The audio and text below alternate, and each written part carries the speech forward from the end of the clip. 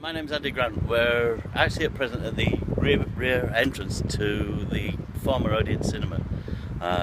We're going to have a wander around inside just to show you what's left of the building before hopefully it gets redeveloped.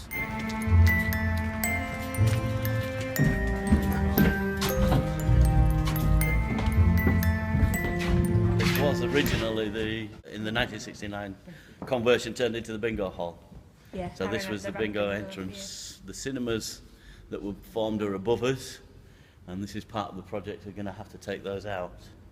But this is the original stalls area as well. To my left here, this is the stage area, the full original stage as it stands. If you see from the pillars that run across it, that was the front of the stage, and this was the seating area that was tiered up from that. As part of the strip out we did and the surveying of the building, we cut a hole in the existing stage floor just to look at what was underneath and what was holding it up. And we found a lot of the original fittings from the stage lighting, seating, signposts and things that had been basically put under there for storage way back when, and basically left when they did the refurb in 1968-69.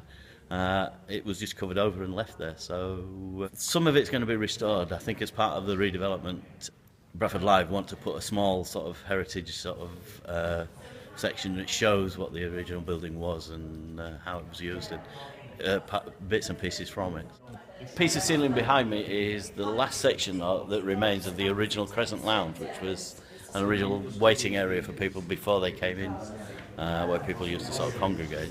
The bulk of it was taken out when they did the refurbishment for the cinemas in 1968-69.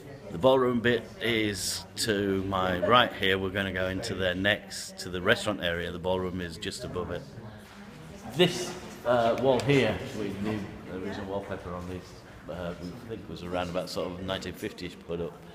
For what reason we're not sure, but the original wall is still at the back of it there and runs right through. So. We don't know how far it's going to go as far as the development goes to strip out, so we've done as much as we can. It has been, as I've just been saying to someone else, the more the reactions of people when they come in and their memories of it, that's been quite interesting. So it's been one of the most interesting jobs I've been involved with.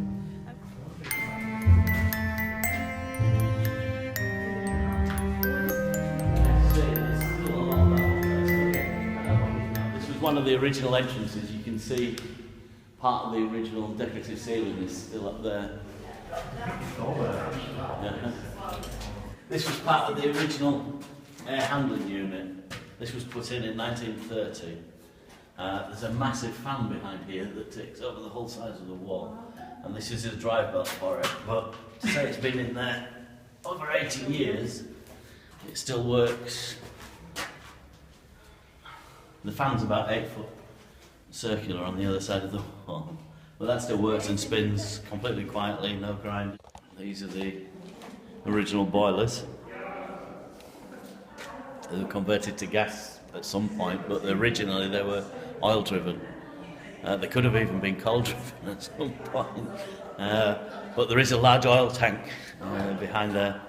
That's why you can smell the oil. Someone's let it out. We believe there's still oil in it.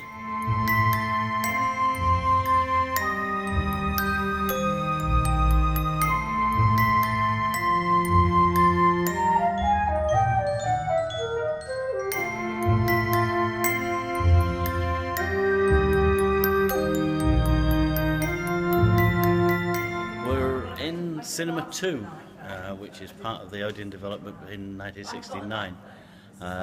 This part of the building will be removed as part of the overall development to open the building back up again to its original state.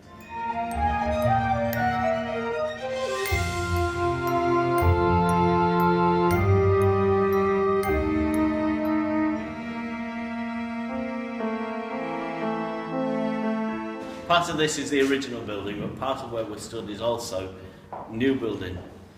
Between the floor between here and also the bingo hall below are still some of the original changing rooms, including the ones that the Beatles use that are still there.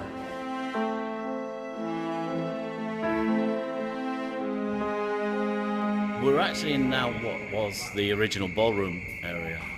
It was opened originally as part of the building again in 1930 and was used all the way through the years in conjunction with the restaurant downstairs. They used to have dinner dances and such. Lee Craven's parents actually met here at a dance here. My parents have recollections of coming for dances and lunches and things like that. Mirrored sections all around the wall that sort of took where the lighting would come from, but most of the natural light came through the glazed ceilings, as you can see, that are still in pretty good condition. It's one of the main areas of the building that's been very lightly touched. It was left empty and untouched completely until 1980 when it was converted. But they only basically put a suspended ceiling and a few bits and pieces of curtaining and soundproofing in. This is going back to its original state as a room within itself and as near as possible looking as in its original 1930s state.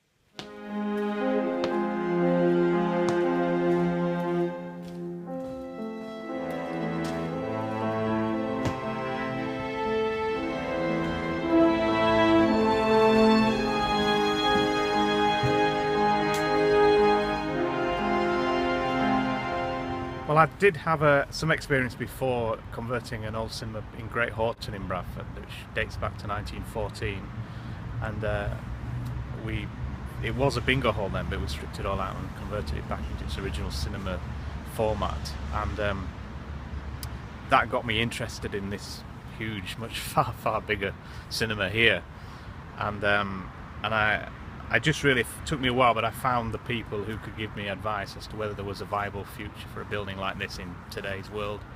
And they said, well, if you strip out the old cinemas and convert it back to its original size and shape, then we think there is for the big live music events.